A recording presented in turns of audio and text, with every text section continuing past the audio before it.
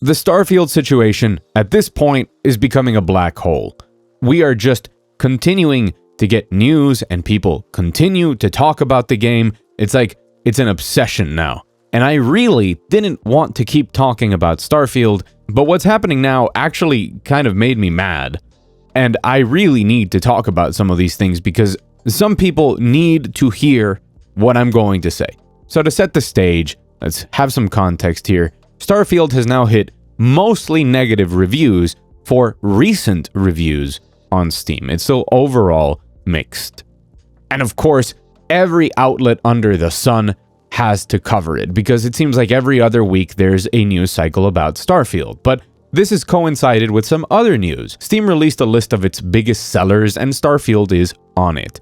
So a lot of outlets and of course a lot of people on the internet, especially a lot of like staunch defenders and a lot of console fanboy wars and things like that, have come out to ask questions of how can Starfield be so bad according to some people when it's such a massive success when it comes to sales, because obviously, and this is true, we can expect that if it had a ton of sales on Steam, it probably has a ton of players on Xbox and on PC, but on Game Pass. So how can a game that hits this big, is talked about so much, be so much of a failure? And there is so many things wrong with this entire conversation. We also have to put some extra fuel on this fire, where a lot of people are talking like there's a conspiracy theory against Bethesda, and they're saying that content creators are the ones who have led the charge in saying bad stuff about Starfield, and that content creators like me are convincing people that Starfield is bad when it actually isn't. And because of that, it's become a hype train of people wanting to hate on Starfield,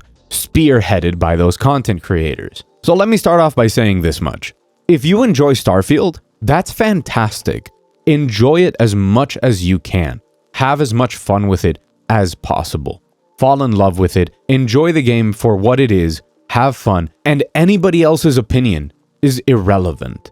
If other people don't like the game, understand that they might have their valid reasons, just like your reasons for liking it are valid, whatever they may be. But now let's break some of this stuff down. Steam reviews are one of the most fair user review systems out there. For starters, you need to purchase the game. You need to actually own the game and have played it to be able to leave reviews. Now, it is true that it can be gamed and lead to review bombs, but those become very clear in the way that Steam sorts out reviews, and if it gets too extreme, Steam even sorts out those review bombing portions and leaves them out of the overall review score. As I've talked about before, a lot of the negative reviews for Starfield are not even just somebody with 1 hour and everybody hopping on a bandwagon where they buy the game, play it for an hour, refund it, and leave a bad review. No, these are people with 70, 100, 200 hours of game time that are leaving negative reviews. And that continues at this point as well. A lot of these negative reviews are indeed real customers that have played the game, because that's what you normally expect on Steam, and it turns out that it's what normally happens on Steam. And this is very valuable. Just like it's okay for people to enjoy Starfield, it's important that if consumers have an issue with a game, not only are they warning other consumers that they might be spending their time and money in a place that just isn't for them, they are also informing the company themselves and other companies that make games that this is not what they want. And when that becomes a majority of the voices speaking, it sends a clear message that overall improves future games. But how is it possible that a game that is so successful has mostly negative reviews? There must be a conspiracy theory afoot. No. Call of Duty releases every single year to mixed or lower than mixed reviews pretty much everywhere and is always one of the best-selling games. People get caught up in hype, in expectations, in excitement, and then eventually, over the months, they fall into curiosity as well. And they are excited and want to play a game, they are attached to a franchise or to a developer, and then they can be genuinely disappointed or objectively critical of a game. Just because something sells a lot, it doesn't mean that it's good or a success. And if you're championing the fact that at least it's sold and celebrating that, I'm sorry to tell you, you don't have stock in Microsoft. Like, let go of this. And I want to be completely fair here, because there's two ways of looking at this, and it's not black and white. So there's truth in the middle, as there always is. People will often say that plenty of very popular things are actually very bad. But then there are people who will say that if something is very popular, it's for a reason. And as contradicting as those statements can be, they can both be true. Starfield is not a bad game.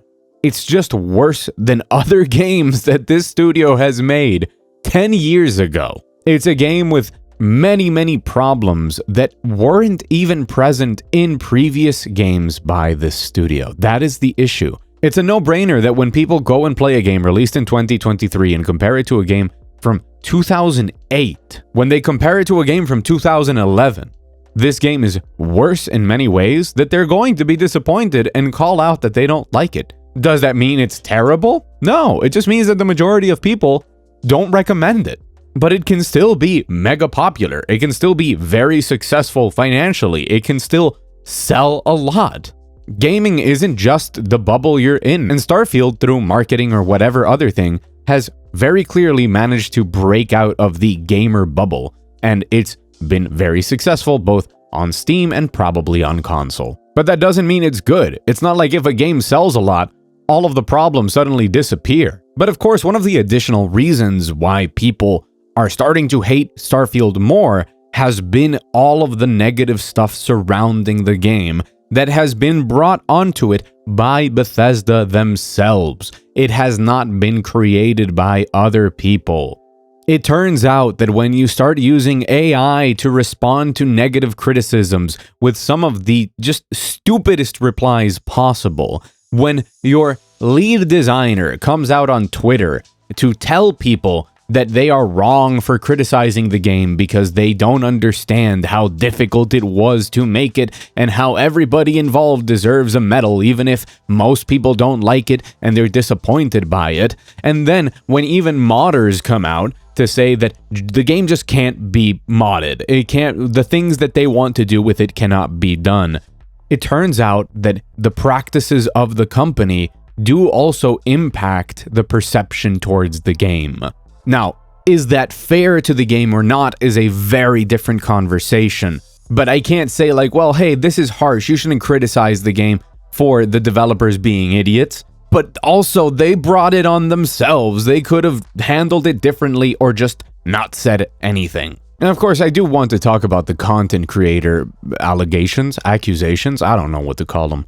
It's one of the dumbest things I've ever heard. I've had people come into my comments recently on my big Starfield video and tell me that my video only exists because I'm jumping on the hate train and I want clicks.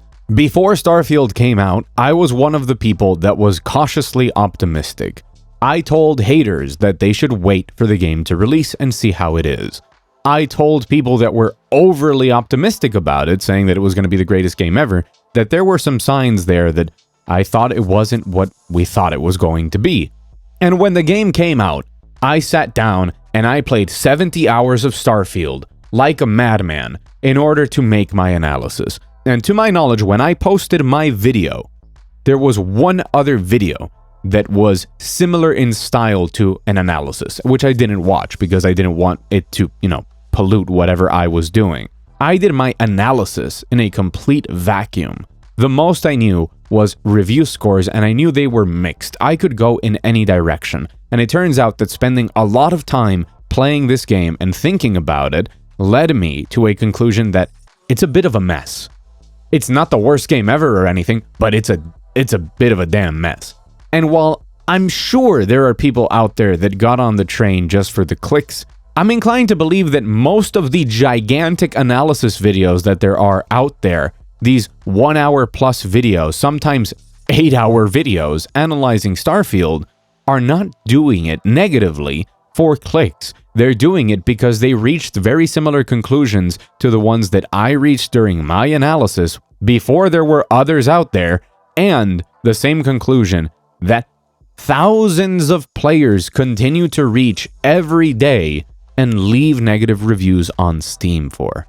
Sometimes if it walks like a duck and it talks like a duck, it's a Todd Howard. And the part that really irks me, the part that made me mad enough to sit down and make yet another Starfield video, the reason that I felt I needed to do it is because we are falling into a trap The more people talk about Starfield, the more people say stuff about it, the more headlines that it appears in, the more viral tweets that it shows up in, the more some people are going to be tempted to play the game out of curiosity. And that is not how people should play this game. You should not waste your money. If you're already subscribed to Game Pass, I 100% support you loading up Starfield because the game might be for you, and I just want people to play games and have fun with them, to enjoy them. And I want games to become better, which is why I sometimes have critiques of them. And I try and make my critiques very based in reality, very grounded, and not just some pie-in-the-sky fantasy that I have. But all of the free press that continues to exist around Starfield is giving it more exposure. And there are people who are going to spend their hard-earned money on a game without being properly informed of its flaws and why it's not for them. This is why those negative reviews are important, because they inform the consumer. A consumer should be able to look at those reviews and parse out if the game still is good for them, because everybody is looking for something different.